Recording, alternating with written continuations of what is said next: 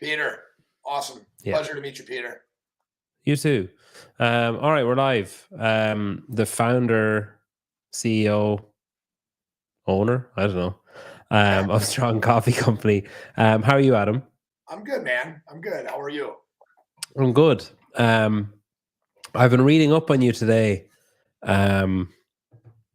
Sometimes when I talk or when I know I'm interviewing someone who owns a company, I get kind of wary and I'm like, oh man, what's like, is this going to be a rough slog? Is it going to be like all like, high detail and stuff and then I started reading about you and I was like, all right, fucking hell, this guy's had a pretty fucked up life, like pretty crazy.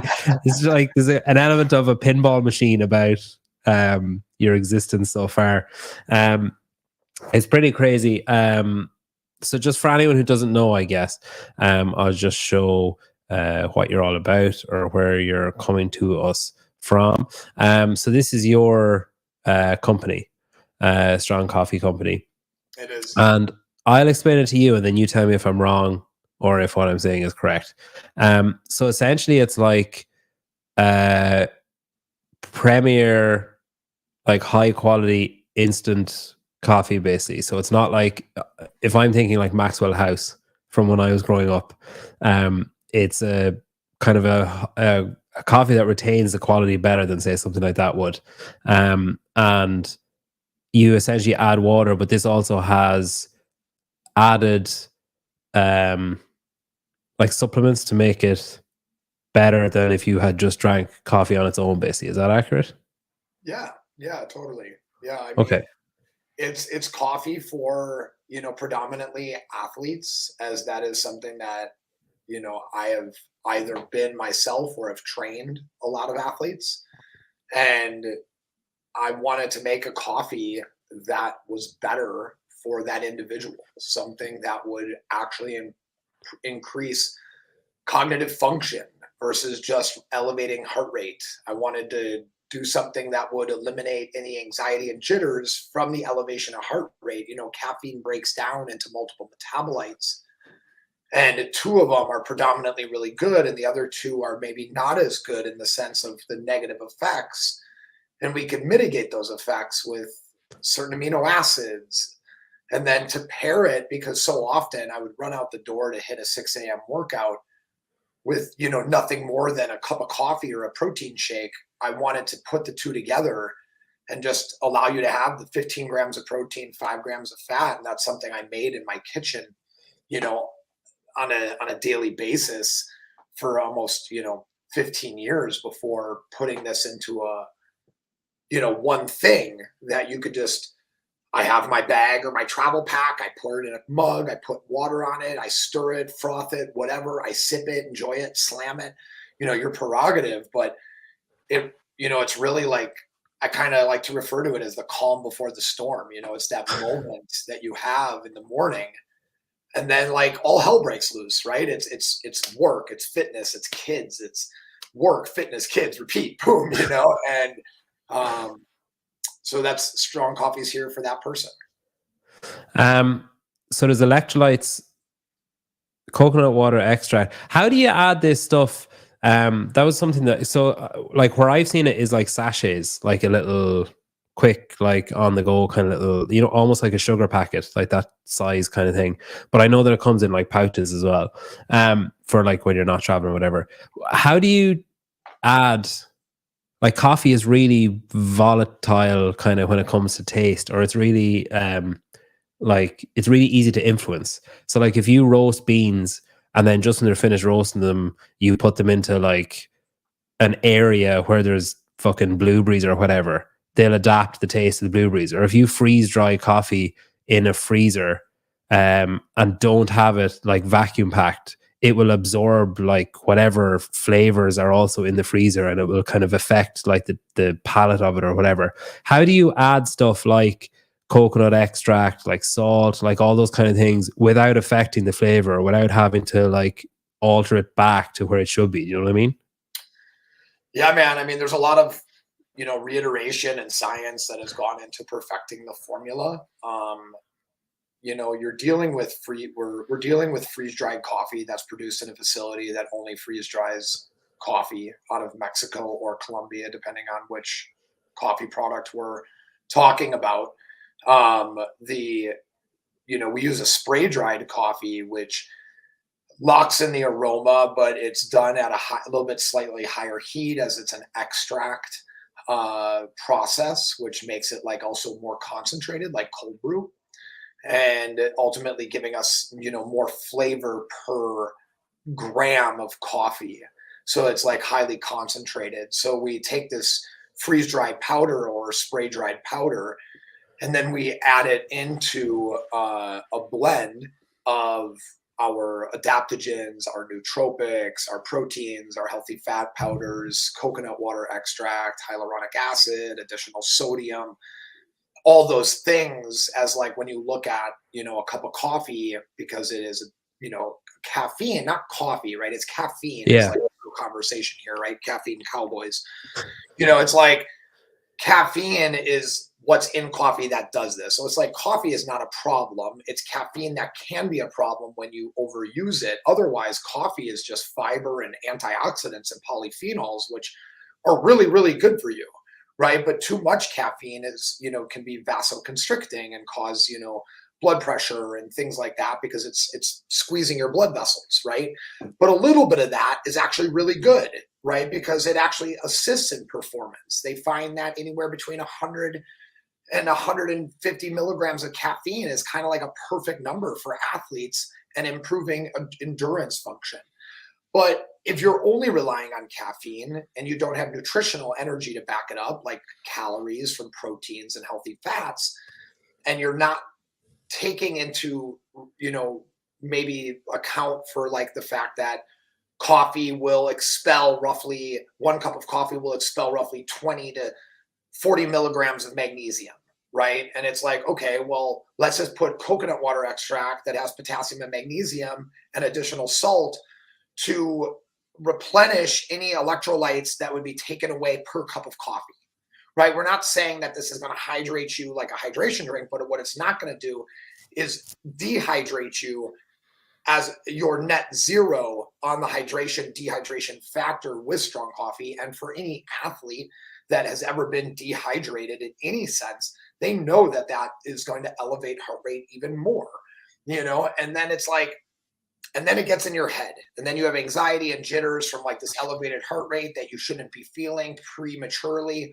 And it's because you more than likely consumed a coffee you made at home, right? Or you bought a coffee at a coffee shop. Well, those cups of coffee could vary within like 300% of the amount of caffeine that you're getting. There was a study done on this where they just bought coffee cups, all same sizes, all medium roasts, and they like throughout the day at different coffee shops and throughout the times of the day, and depending on when the coffee was made and this and that, caffeine content was much higher in certain cups, where it ranged within almost 300% of scale, where it's like with strong coffee, it's the same tool every time, right? It's like, I know I'm getting exactly this much caffeine, and I'm getting this protein and these nutrients that actually have shown that like when they're drank before working out, you are going to have, greater collagen, you're going to create collagen synthesis, which is going to help collagen repair and develop greater collagen fibril muscle size,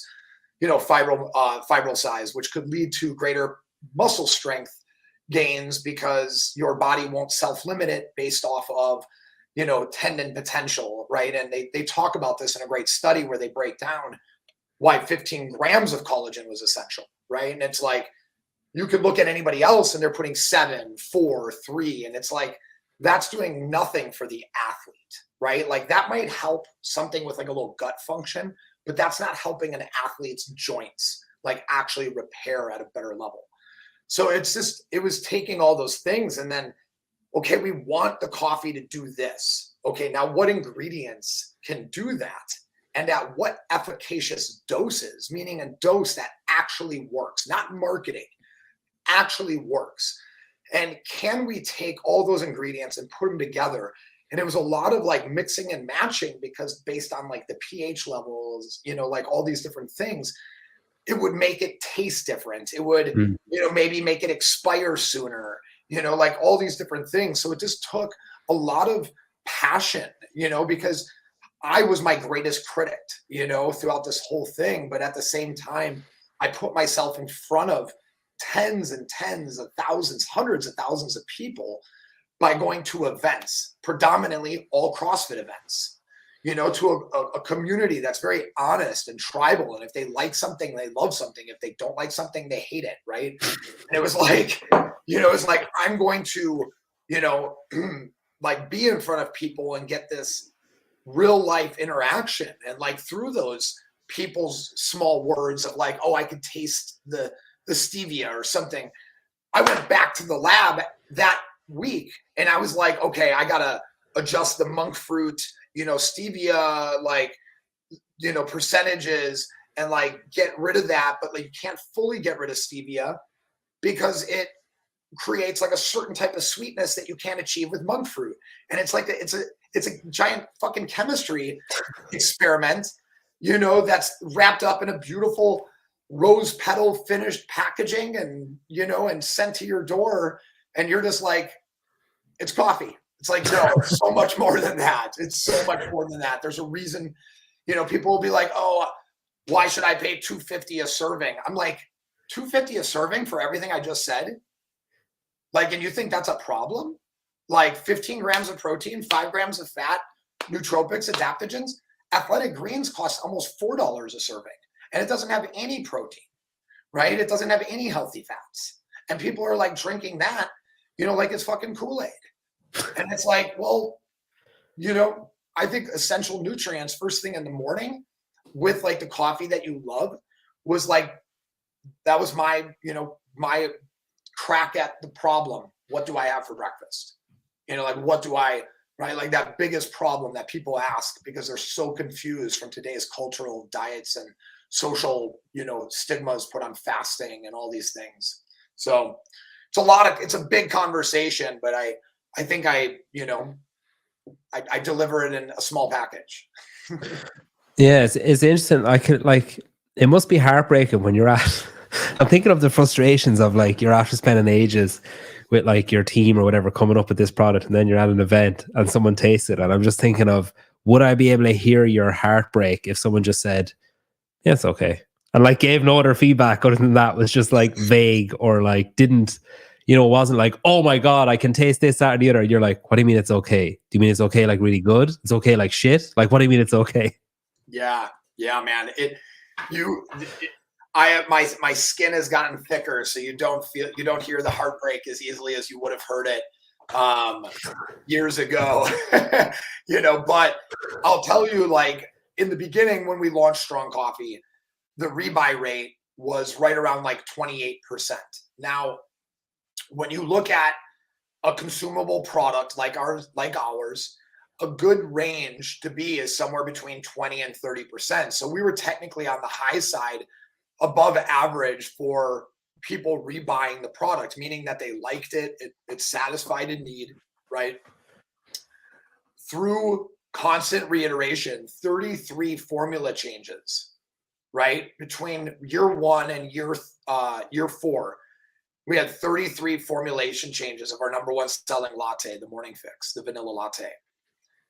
And you could literally see in real time the rebuy rate going up every time we refined the product, to the point now where it's almost a 50% rebuy rate, right? And that type of progression is really powerful when you're doing the work, right? To like relay that to like somebody who does CrossFit, it's like, hey, it's like super slow, right? It's like you're learning. It's like the numbers don't go up, and then all of a sudden you take this jump, and it's like because the skill and the strength caught up to one another at this, moment, and you could see the return, right? Like the return of constantly looking back at my product, where a lot of people look at their product when they first come out with it and they're in love with it, or they throw the baby out with the bathwater and they just completely get rid of the entire product.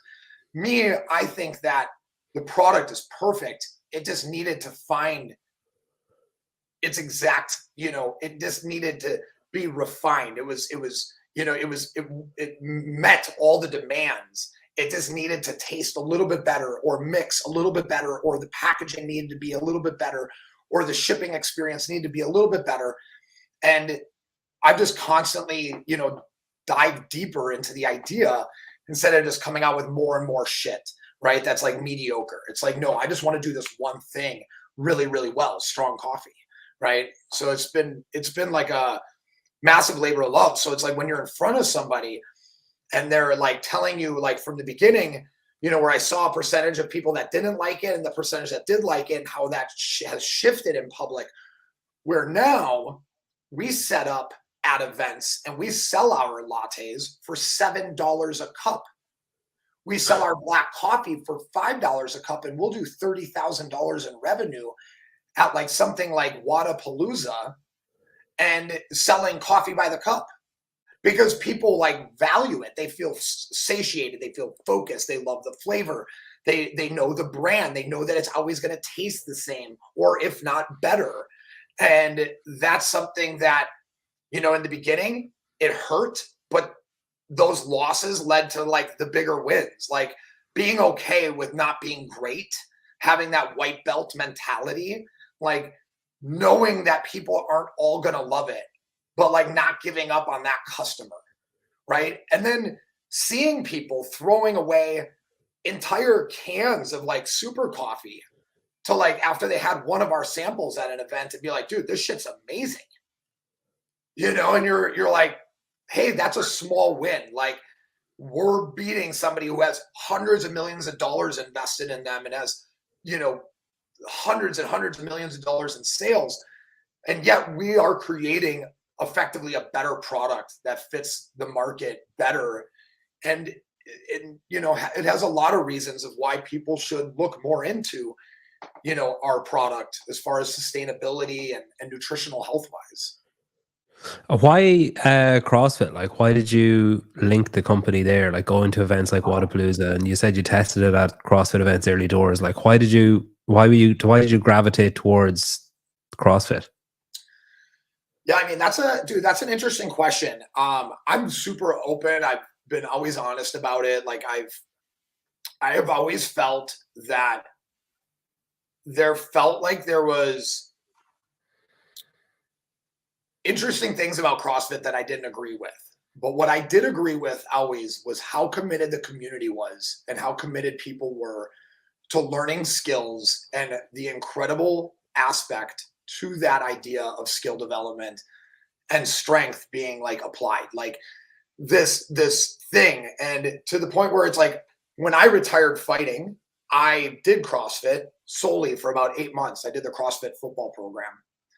And I loved it. I like, first time I ever tried cleaning, I hang cleaned like 250 and just like never even had cleaned weight before, and I was like, I was used to cleaning super heavy kettlebells. And I mean, I was a strong dude, I was deadlifting well over five. So it was like, it fit. Like the idea of what they were doing really fit. I got hurt. I didn't have the best coaching. I looked more into, consistently learning myself as a trainer. I opened up a gym, got really into functional training, and I met a lot of people who had injuries from CrossFit. And CrossFit, though, at the same time has evolved and has grown because it had to learn. And like the programming has changed a lot. And as my career kept growing and CrossFit kept growing, I kept on seeing crossroads where I started working with the CrossFit gym locally to work with their athletes on some functional patterns. And we had woodway curves. We had 8 of them at my gym, at my facility. And I would let them run on my woodways, and I would teach them like some kettlebell modalities, like different ways to like snatch that were like really like more like cleaner skill based, because my background was in kettlebells. So fast forward a little bit further, the podcast Barbell Shrugged is like blowing up at the time. Like, these guys are rock stars in the CrossFit community. And a couple years later, Mike Bledsoe was stepping down as the main host of Barbell Shrugged. And he was handing down the torch to Anders Varner, and Doug Larson was still there. And they asked me to step in. And I became the 3rd host on Barbell Shrugged for about 8 months. I stepped away because Strong Coffee became too much. But at the time, I launched Strong Coffee while I was a co-host on the largest, CrossFit podcast at the time. I mean, I believe it was one of the largest. And it kind of just, I kept on diving deeper and deeper into the community, meeting people like Sam Dancer and, Emily Abbott and all these other individuals that we were interviewing in the process. And I just fell in love more and more with the athletes and the way that they see things and how hard they train and how committed they are. It reminded me very much of myself as a fighter.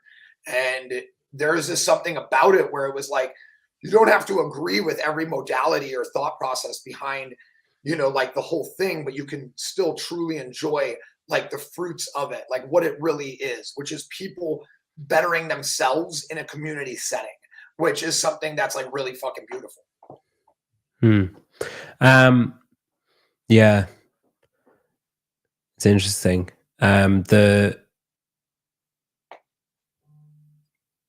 When you got injured you said that you had what would you call it? Lackluster coaching. And then you got injured. And you met other people that got injured. How were you not put off by it then? If you were oh, I'm hurt because of this, how were you not deterred from being involved, if you know what I mean? Because I believe that it's, you're only as good as the person in front of you, the leader, right? So as coaching progressed, through the evolution of the sport and through the evolution of understanding that you had to go outside the conventional, CrossFit workout, where it was we weren't deloading ever when we were training that CrossFit football. There was no, it was just go, go, go, go, go, and for the progression and the growth of it, because I was training people at Deuce, right? So I was training people out of the gym in Venice, California. And I got to hear Logan Gelbrick do all of his workshops. And I wasn't ever part of them, but I was always there training my clients there. I just really liked the crew there, the group, the vibe, the feel. And as somebody who kind of does weird movement and things like that, it's nobody judged me, right? It felt very judgeless, without making it sound like, Planet Fitness or something, right? They only judged how hard you worked on something. And I just saw what CrossFit kept on building, or what, through people like Logan and all these other individuals.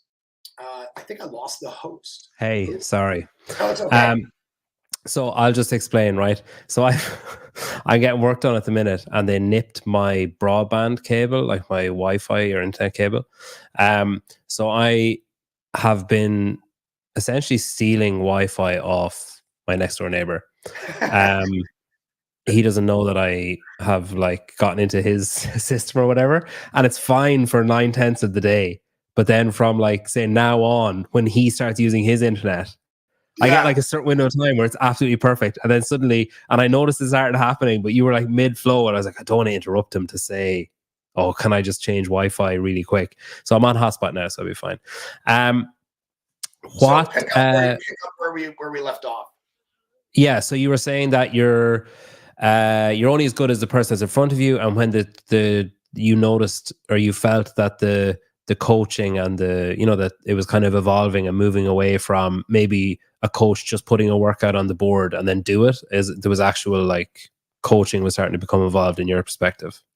Yeah, I mean, what I saw Logan Gelbrick at Deuce Gym creating through leadership and through consistent updating your skills and developing yourself as a coach, it was the community caught up to the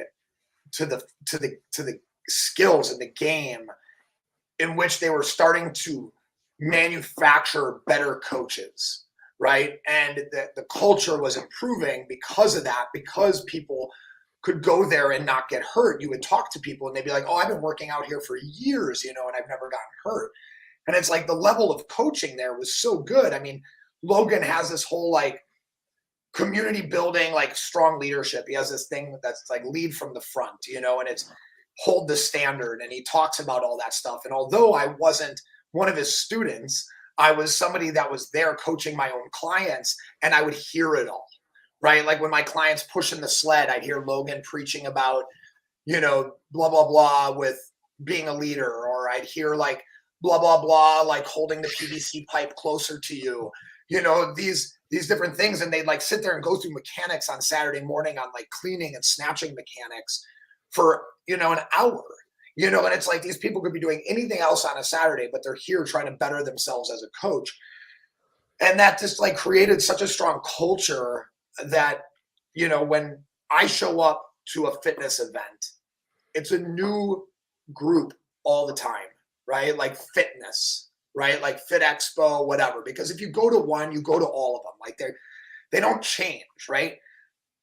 But when you go to CrossFit, it's the same people year in and year out. And you're like meeting them and you're getting to know them, and they're committed to the sport, the community, and things like that are just what I think is, truly special about, about CrossFit as a community, right? I think that there's a lot that every organization can continue to evolve and learn, but to like, as a community, if we're not at an event, we have hundreds of DMs. Like, why aren't you guys here? Like, why aren't you at CrossFit? Why aren't, the games? Why aren't you at Wadapalooza this year? And, we kind of took a stance this last year because we felt like we weren't being, acknowledged and given a fair chance at showing up the way we want to show up at these events because of politics. So we took a stance for a year and basically said, like, we're not going to go to any of these events unless they let us do what we want to do, which is just serve full-size cups of coffee. That's all we want, right? We don't want to sample out product and give it away. Yeah, isn't there a rule at different places that you can only give out a certain amount, or so, that you can only like hand over a certain amount of liquid, or because of certain sponsors or something? Is it? It's 3 ounces, but it's say if you have a canned product, you could give a whole can away, and it's like, well, that's not, like that doesn't make sense, right? So and what's even more interesting, like say at what's like, just for so I can picture it, 3 ounces. So like a flat white is like 4 ounces, isn't that right? Or like a small coffee is about 4 ounces. Like 6 ounces. Espressos are like 3-4 ounces. Okay, right. Okay. Yeah. So I mean, you're not really giving the product like a fair shake, right? So it's like the first experience isn't captivating. You're not opening up a fresh bottle and able to drink a whole thing and be like, I feel fucking great. Well, we can't afford to give that product away, and they wouldn't even let us give it away in full-size samples if we could. So it was like 3-ounce samples or nothing, and you have to pay like $5,000 to $10,000 for a booth. And you're like, okay, well, as a company that has been highly dedicated to CrossFit since day one, right, and is showing up to all these events, big and small, right? Why do you make it so challenging for us to continue to succeed within this space? Right. And that's kind of like the hard part at times as a small brand within a very competitive space when you're talking about, wanting to serve coffee. And it's like, well, name one other CrossFit coffee company, right? Like name one other fitness-based coffee company, really, right? And it's like, that's been committed to the space, I can't name one, unless you're like talking about, recently in the last year and a half, it's like, but look back 5 years ago at the games, or look back 5 years ago at, Austin TFX. Like we've been serving coffee at a small little CrossFit event in Texas, seeing them go from like, 500 attendees to 5,000 attendees over the last over 5 years, so I think it's just like, being committed to a community and finding that the community in return is being committed to us, and just sharing similar values as like, we're just trying to wake up and do great things. And I think that's like effectively why people do CrossFit, because they feel heavily accomplished when they finish their workout. And do those events like that you've said, all right, we're not going, do they say like, oh, why? Or like, you know, like, Oh, what can we do? Or are they just like, all right, whatever? some of them are like, it was really interesting with Rogue, right? 2 years in a row, we had the same exact spot and we did very, very well. And in return, the stadium did very, very well, right? Because they got a percentage of our sales. Well, the second year, the president of the stadium literally showed up on a Sunday to meet us because he's like, I just wanted to meet whoever was responsible for being second to total liquor and alcohol sales. Like throughout the entire vending, right? Like you outdid water sales, food sales, like all these things. He's like, that's amazing. We've never sold more than like $500 worth of coffee in a single event. Well, then the following year, we're like, hey, you want to run it again? 3P, like, let's do it. And they're like, yeah, we're going to switch things up this year. So everybody was at Rogue, and I didn't go, even though it's my backyard. And I'm like, who did they have there for coffee? And they go, no one. And it's like, it's like shit like that doesn't make sense. Where it's like they're not thinking about the community, right? And that's like what frustrates me. And we got tons of DMs when we weren't at Rogue. We got tons of DMs with Wodapalooza. Like Wodapalooza, they definitely were like, hey, like, how do we make it work? And I'm just like, it's a really expensive trip for us. It's a super long drive. It's 32 hours. It's a lot of setup time. And if you're not going to promise that we're the only ones serving full-size cups of coffee, instead, like last year, how you put like a coffee vendor right next to us, it was like these like weird things where it's like, either you have it or you don't have it. And if you have it, you're sharing it with, a bunch of other people that they're just bringing in some like local coffee shop because, that doesn't even like matter to the community and to the space. And I think that's like the interesting thing is like the loyalty within like the community. The community is super loyal. It's like the organizations that lack that ability, in some way, And I'm just being What about like honest. No, yeah, I like it. What about those? So like, say you mentioned Rogue. I think Paper Street were at Rogue, and they were at Wodapalooza, and like God's Country were at Wodapalooza, and like, are they like? Do you view those as competition? Like, say Paper Street Coffee, God's Country, Buffalo Brew. I'm trying to think of others. Like those kind of actual physical bean coffee companies that have, or maybe they do cold brew too, that have sprouted up from CrossFit. Or do you view? Is yours more like a supplement that has caffeine as opposed to, do you know what I mean? Like, do you view yourself as in competition with Froning and Gabe at Paper Street and Dan Bailey, or like Good Dudes or whoever? I think Froning just kind of slaps his name on a lot of things, and I don't think that like he's necessarily, it's like, oh, this is amazing coffee. It's like one of his many SKUs from like the, the meat stuff to like the T-shirts to like all that thing. It's like it's a product within his line. So I'm not like, oh, Paper Street, great guys. I love Gabriel. It's funny, like Savan was I have an attorney named Savag, so my brain went. Savan, he was sponsored with Paper Street, and he would talk about strong coffee all the time, right? And he'd be like, I just fucking love this stuff. I love mixing it in my cup and this and that. So ultimately, like, no, I don't really view them as competition. Are they like taking dollars from us in the sense that that's competition? Sure, why not? Our focus is that instead of getting caught up in the argument of better coffee, like, oh, this coffee is from here and it's roasted here and it has these cherry like notes and this and that. We're more concerned about what coffee makes you better, right? So it's like better coffee or coffee that makes you better. Those are your two choices. And it's like, our coffee is great, right? Mold-free, mycotoxin tested, all these things, right? Yet like that other coffee, it's great by definition, right? It's roasted, small craft batch, you know, like all these different things that like say like some coffee sommelier would, you know, be like, oh yes, you know, but what I'm really looking for is a solution to a problem, right? Which is energy and nutrition first thing in the morning. And I think that's what most people are actually using coffee for.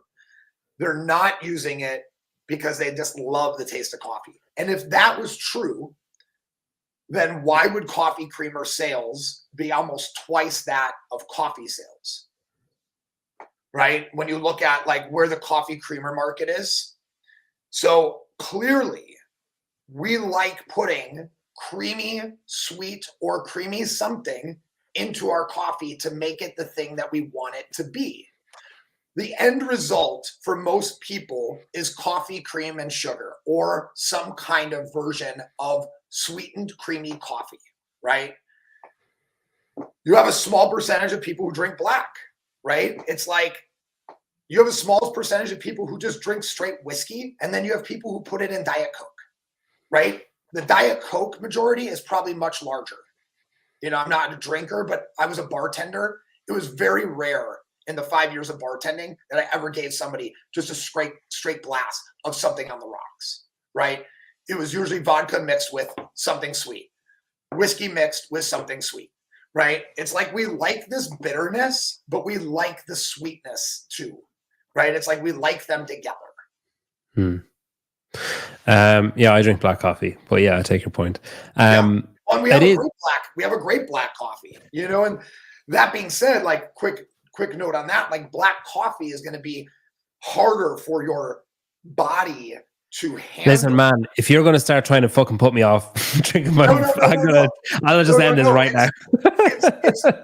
This is why this is kind of just like a so traditional coffee. If you are drinking black coffee, it's going to hit you faster, right? Where an espresso is going to have a higher oil content, it's going to hit you slower. The oil, whether it's oil that's in an espresso or oil from MCT and collagen, it slows down the absorption of the caffeine. So you get a more prolonged increase of energy by adding in a fat source, even if you were to say put whole cream in your coffee, right? Because like ultimately coffee is breaking your fast no matter what. It doesn't matter if it's black. It doesn't matter if it's fucking golden brewed. It doesn't matter, right? Your body is having to process caffeine, fiber, polyphenols, antioxidants. Your liver is firing up. You are not technically in a fast. And depending on how much coffee you drink, you've already taken in calories, right? Like a 12-ounce cup of coffee does have like 10, 15 calories, right? Because of the fiber. Yeah. So I mean, it's you know, if you look at black coffee, it's great, but even like that's why like olive oil lattes are super popular. Like olive oil, like in like a coffee is super popular because like people love the taste, but they also like the way it makes them feel. There's Castro. That's Dave Castro's next venture. What was that? That's Dave Castro's next venture, getting his olive oil paired with, you know, Paper Street or you guys or whoever. Did you say that if you have espresso as opposed to black coffee, that it's different, that it slows it down? Is that what you said? Yeah, I mean, effectively, there's a higher. So if I make an espresso and just add water to it, then I'm good. Because that's what I do. Yeah, because the pressure that the espresso machine is pushing like through those beans, you get a higher oil content, which is why it has that like froth on the top. Yeah, that's actually like the oil, you know, frothing. Okay. Yeah, I'm good then. That's okay. I'm fine then. Yeah, that's fine. Yeah, totally. Yeah, I will say, I think, just see a few comments. The Ridgeline Realtor says, Adam is a nice person I know. I missed, I assume, an order before a trip, and he made sure I didn't go on my trip without coffee, and he added more. I'm a client forever. Well, that's good to hear. He also applied to be an ambassador, but he said he's not very fit. Heidi applied informally to work for you and then offered to put something creamy in the coffee. Great. Yeah, it's interesting. Like the coffee thing is like I'm the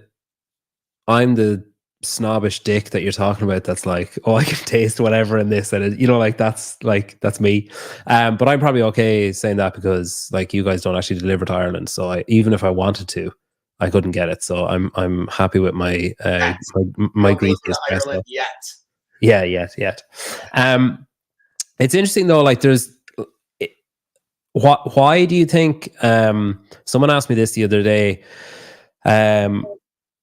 Why do you think that there's such a strong link between, like, loads of people drink coffee, but there seems to be like a weird connection between CrossFit and coffee?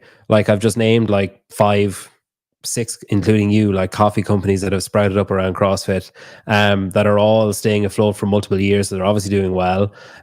You have, you know, you go on pretty much any games athletes Instagram, you'll see them either making coffee at home with a pretty ridiculous machine or drinking, like, you know, fancy artisan-y type coffees. Why do you think there's such a strong link between CrossFit, and is it just people who love talking about shit? Like, hey, did I tell you how to do CrossFit? Or, hey, have you tried this new coffee? Is that the link? Or like, what do you think it is? No, I mean, I think it's personality archetype.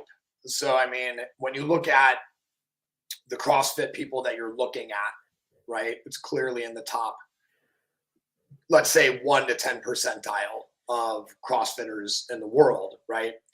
Well, we do what our heroes do, but we're not always who our heroes are in the sense of personality type and everything else. But somebody who is type A and is driven by numbers and is driven by success and being better than, you know, others, and like this kind of, you know, and it's not better than others in like a negative sense. It's like, I beat you because I'm fucking stronger, faster, and a better athlete, right? And it's like that mentality is driven by fuels, protein, fats, carbohydrates, and caffeine and creatine, right? Like those are the top 5 fuels of all CrossFit athletes. So when you look at it, why, it's like the nutrition keeps you going and builds you up. The caffeine picks you up off your ass, you know, and gets you to do it again. And the creatine helps you recover and build muscle, or not burn muscle, as it's anti-catabolic, right? So we look at it and it's like, there are a lot of people who drink coffee, but when we see where the coffee culture came from, it came from, you know, collared shirt, like people drinking nice coffees and movies, and like seeing all these very type A people and success, you know, buying expensive lattes. It's become a status symbol, you know, even down to the fact, and you know, it's like there's like a joke about so many things that kind of go like this, like, how do you know somebody does CrossFit? Because they tell you they do fucking CrossFit, right? It's part of a status symbol. It's part of an identity, and caffeine is part of that identity. You know, I mean, brands like Caffeine and Kilos, you know, is like, you know, on that identity, you know, spectrum.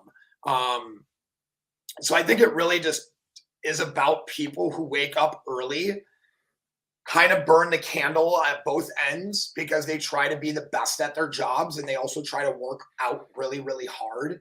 And a lot of times they do one or the other, like starting early so they make space for the other one. So some people start work at like 5 a.m. and start hammering through emails so they can go hit that noon class. I mean, working out at CrossFit Central and having our office out of there for almost a year at one time, I would see people that were working like $150,000, $200,000 a year jobs from their laptop, sitting on the floor in a CrossFit gym, doing like the 6 a.m. class and then hitting the noon, you know, and like taking a nap on the bench afterwards, and like finishing up their day like at the coffee shop down the street, right? And it's like, that is you know, it's a performer, right? It's somebody who's driven by success through numbers. I don't think you get into CrossFit if you're not concerned with getting better and having some type of measure of that success, which is why like WODs and certain workouts are repeating, so you can like measure yourself against the last one, and you're like, I fucking got better. You know, you don't even have to be super type A where you're like writing it down all the time. but you'll know, which is enough to determine that you are a performer, right? Mm. You live to be better. And I think Um, we have the stigma that coffee makes us better, when in fact, you know, there's better coffee and then there's coffee that makes you better, right? So it's like, it's the conversation of, we're on that side, the coffee that makes you better. Like, I promise you, if you drink a cup of any other coffee and then you have our cup of coffee, you'll feel that much better, right? yeah. As someone who has like, I'm trying to think. I think I've had 7 today. So I would be excited by the prospect of not feeling the skin on my face tighten. Like after that's my biggest bugbear is like I drink water, but I get to like 11 in the morning and I'm like, man, I'm so fucking dehydrated by the time I Yeah, get there yeah. because I've just like hammered it from. I try to have 2 before I leave to work. I try to bring one with me when I go to work, like, and then I'm like, fuck, I'm really dehydrated. So yeah, it's an interesting prospect.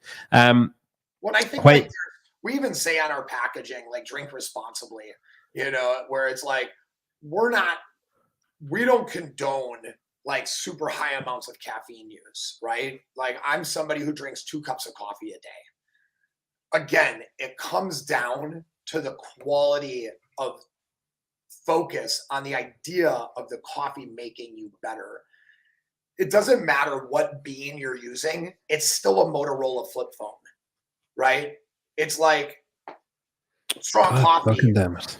strong coffee is an iPhone, right? Yeah. It's like, it is the progression of science. It's like, we know now that coffee dehydrates you. So it's like, well, why wouldn't we put some magnesium and potassium and sodium inside of coffee then, so it's not as dehydrating? Or it's like, we know that coffee is really acidic, so it can bother a lot of people's stomachs. That's why lattes can be popular, because it can reduce the acidity. Well, lactose and all those things aren't always great for a lot of people in their stomach. 62% of people are lactose intolerant. So we have a lactose-free latte that's going to, with 15 grams of collagen and 5 grams of MCT oil, that's going to coat your stomach. You're not going to feel the acidity from it, because it literally changes the pH balance of the coffee, as it's being made in a cup with all these other things that offset the acidity of the coffee itself.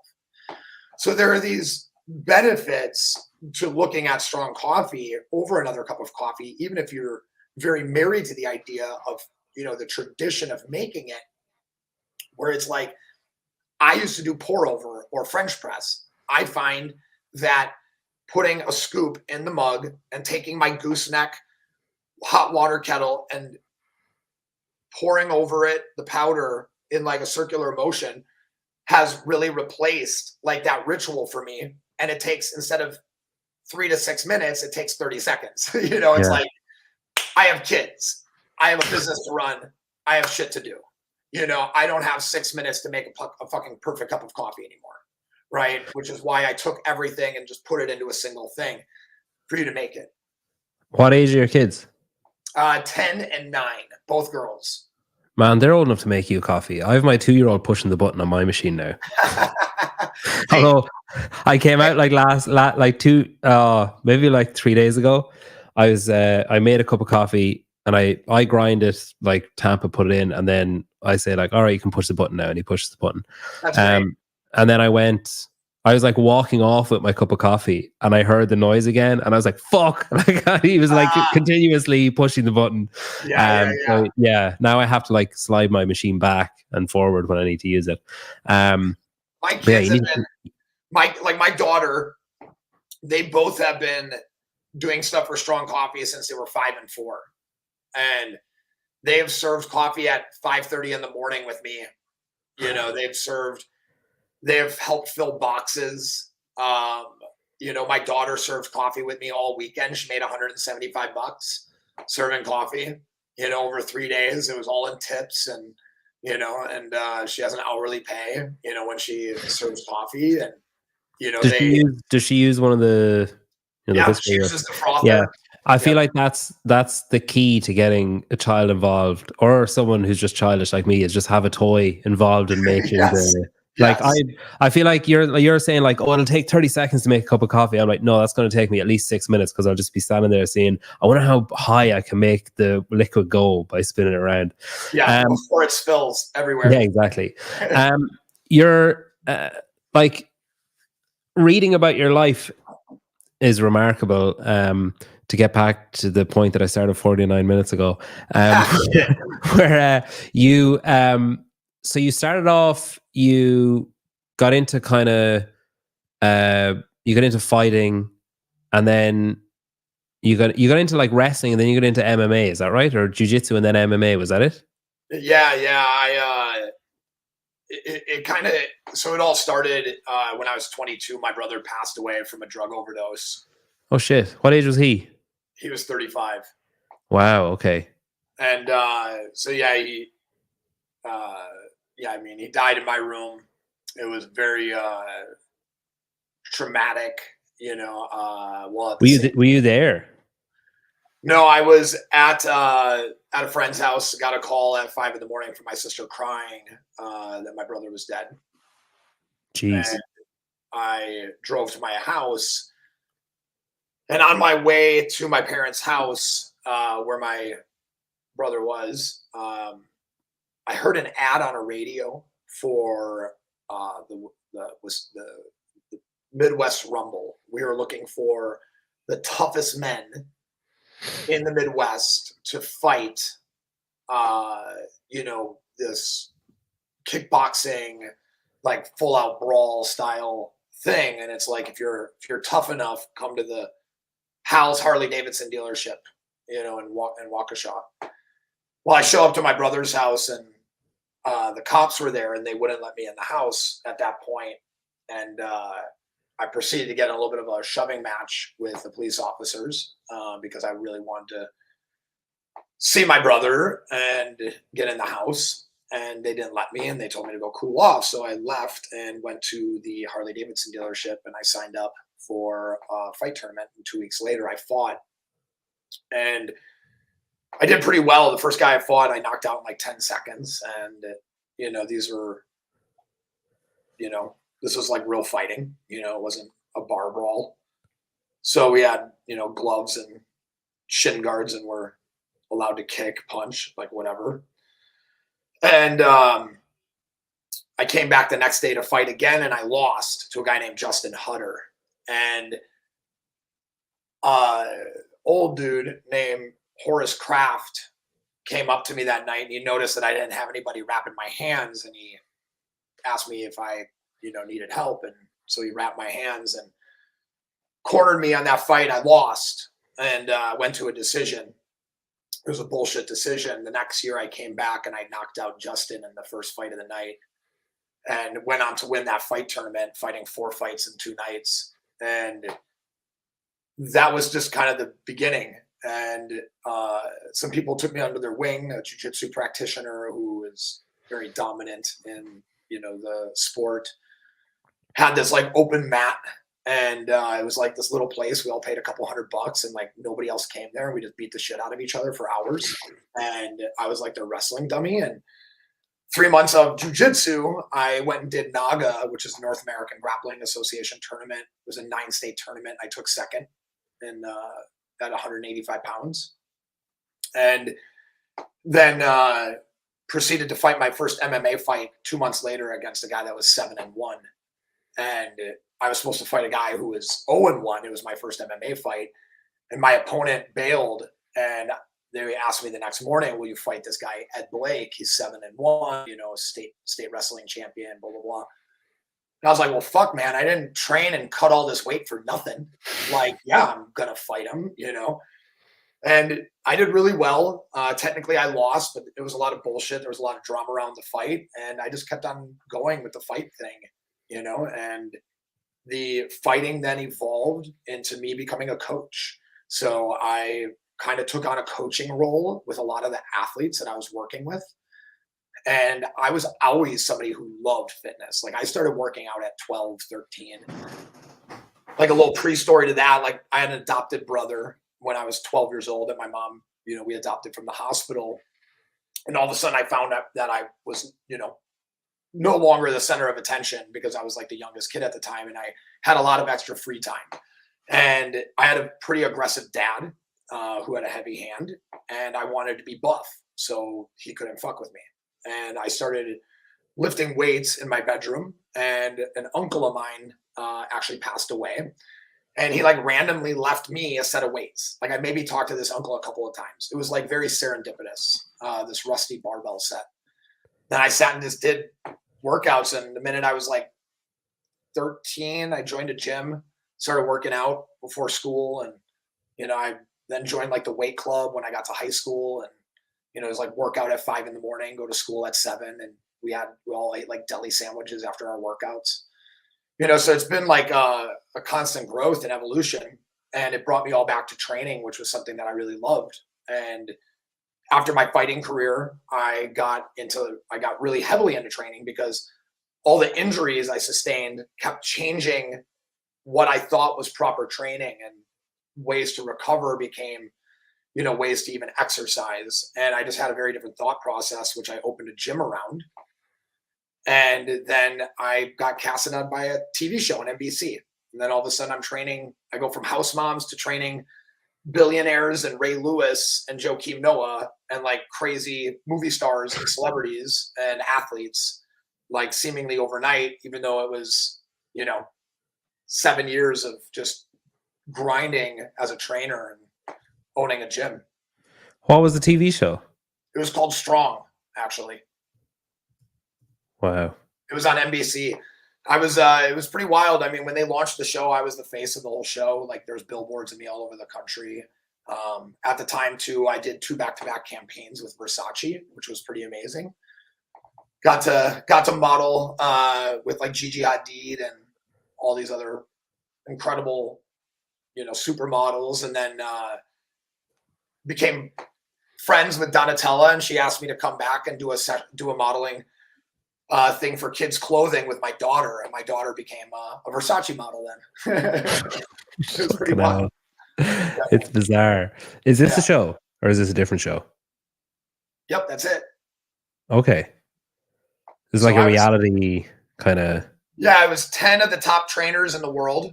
And I mean, there was very legit trainers like, Benny Wiley, the guy in the back left with the bald head. He, he's the head strength coach for USC. He was the strength coach for Texas. He was like a superstar running back that turned into a college and NFL strength coach. Like is that you in the front? That's me right there. Yeah. Wow. Yeah, I was the face of the show. I was like 205 pounds and like 4.5% body fat. It was crazy. Like they had us locked up, and I had never eaten that many calories or was that on point with my macros. I went in at like 190. I came home at 225 over the course of 9 weeks of filming.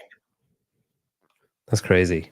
Yeah, dude. It was usually like I kind of, from being like a wrestler and things like that, I always kind of ate lighter, and I always maintained like a 205, like 200-pound frame roughly, since I was like 23 years old. But like eating like 2,500 calories, 3,000 calories. Well, while I was on that show, I like dialed my macros the fuck in. And we were a young family, me and my wife, we had 2 girls. And I had never had that much money. The allowance, the weekly allowance they gave us on groceries, I never had that much money to spend on groceries. So how much did they give you for groceries? They were giving us $700 a week for me and for me and my partner. So I was eating nothing but like grass-fed, like steaks. We were making like protein shakes in the morning with like 6 raw eggs and whey protein and oatmeal. Like I was doing like 4,500 calories a day, 5,000 calories a day, but we were also working out like 3-4 hours a day. So it was pretty wild. I mean, I came back and I looked like The Rock. I was like, holy shit. Sorry, there's a couple of things I want to pick up there. So you said that your parents adopted another child. So you had an older brother, and then they adopted a younger sibling as well. So you had Yeah. two brothers. Yeah, I have 2 brothers and 2 sisters. Okay. Yep. And what was the story with your brother? The brother that died, was he like? Did you know he's a drug addict? Did you know that he was using and stuff, or was it out of nowhere, like out of left field, or what happened there? No, I mean, we knew he was. He literally just got out of rehab like 2 weeks Okay. earlier, which was like his second crack at rehab, and I actually am the one who blew the whistle. At the time, I was working for him. I took like a sabbatical from school, and I was working with him, and I noticed that he was fucked up. So I kind of like stayed working with him. I didn't go back to school after working a weekend with him, and kind of kept an eye on him. And like a couple of incidences happened, and I was like, dude, I have to tell mom and dad. You know, what age were you? 22. I was 22. And what was the job? What was the work? My brother was a contractor. He was really talented builder. Okay. And what was he using? Alcohol, coke, weed daily, which like I don't find weed really a problem per se, but when it's a crutch, it is. But you know, the cocaine and you know, half a liter of vodka a day, you know, and pain pills. You know, you would steal pharmaceutical pills, you know, from my mom because she had like a couple of like you know, like little surgery things, so she would have, you know, like oxycodone around the house or something like that, which effectively is actually how my brother died. He was staying at my parents' house after rehab, and my mom had a friend come over, and she wasn't supposed to bring any narcotics into the house, and my brother, being a drug dog, sniffed them out and took too many, and they conflicted with the medications that he was on from like rehab, and heart rate just slowed down enough that he didn't wake back up. Shit. What? So does like your whole family hate that woman then that came over and brought the stuff, or do you just say like, oh, it is what it is kind of thing? I've made sure that I've gotten the point across to my mom that that person should never be allowed to be anywhere near, you know, her or communicate with her. And I've even told the person that. Yeah. Like, she's just a user, you know, like one of those. It's kind of interesting when you realize that your parents don't have good friends and you're like trying to protect them from shitty people. Yeah. You said as well that your dad was heavy-handed. What is that? Like just with you, with all your siblings, or how did that manifest itself? I think, you know, my brother caused a lot of trouble, and he like corrected kind of then, was it? He overcorrected with me. Yeah. Yeah. Just with you, did you feel, or with everybody? No, just with me. No, I mean, I was definitely I remember when I was on the TV show and they were like, how does it feel to have a target on your back? Because like I was in the lead on the show. And like, I'm like, well, it feels like my entire life fucking growing up. Like everybody, like, you know, like these dudes all want to beat me up, you know, like I get it, you know, like, so I'm just going to stay in front of them. Like I'm just going to, right. So, I mean, I've always been just kind of surrounded by that. And as a father, you know, my dad was a really great provider, and he had his, you know, shining moments. But there were things that, you know, he gave me a bigger list of not to do's than the to do's, you know. And I think as we look at people in our life that have influenced us, it's, you know, best to look at, you know, the not to do's and the to do's and decide which one to follow from that individual. Like, do you think you've been guilty of like overcorrecting with your own kids then? Of like, you know, like, do you find it hard not to be too soft when you had it hard, or do you find it hard not to, or do you ever get worried or panic a bit if you say something? Because I know sometimes I say something to my kids and I hear my dad's voice and I'm like, fuck, I always hated when he said that like to me, and now I'm saying it to my own kid. Yeah. Um, I'm not perfect, so I mean, I'm conscious of it. I will say that I have never.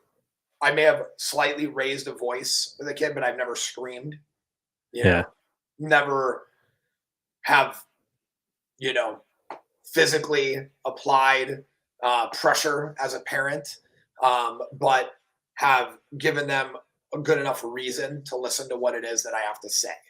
I Yeah. think that I've built a relationship around common respect, and that is the essential part of being a parent is not speaking to your child like they're less than you or sub to your intelligence or like have an expectation of them that's unrealistic to like the experiences that you've given them. You can't expect a kid to keep a room clean if you've never taught them to clean a room. And these are really important things when being a parent coming from maybe a mildly traumatic childhood, of being spoken to a certain way. Like, I was stupid. I don't give up your day job. I was a really good singer growing up. Like, I was, they always would ask me to be like lead in choir and stuff. And my dad, I'd walk around singing around the house, and my dad would tell me not to quit my fucking day job. Like those are the reinforcements I got. Where it's like when my daughter is dancing around the house, I tell her like, hey, do you want to get signed up for another dance class, and max out your schedule? Like, you're only doing 3, like we could do it 4 days a week. We just got to make sure that you get your homework done on Wednesday nights, and it's like, hey, you have a free moment. I noticed something with your movement. Let's go out to the garage and get on the cable machine and let me teach you what your oblique is. Because I think if you knew what your oblique muscle is, you're going to be able to do this better. And these are the types of things that, I try to encourage effort over like the outcome.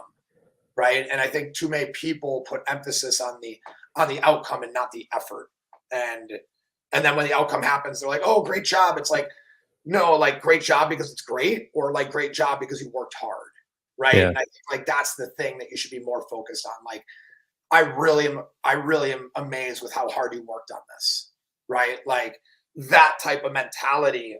So they understand that effort is what's going to get them, to where they want to be. Because like we have unrealistic ideas, but they're only unrealistic because of the tools or the experiences we're given, or the opportunity for that matter. Yeah.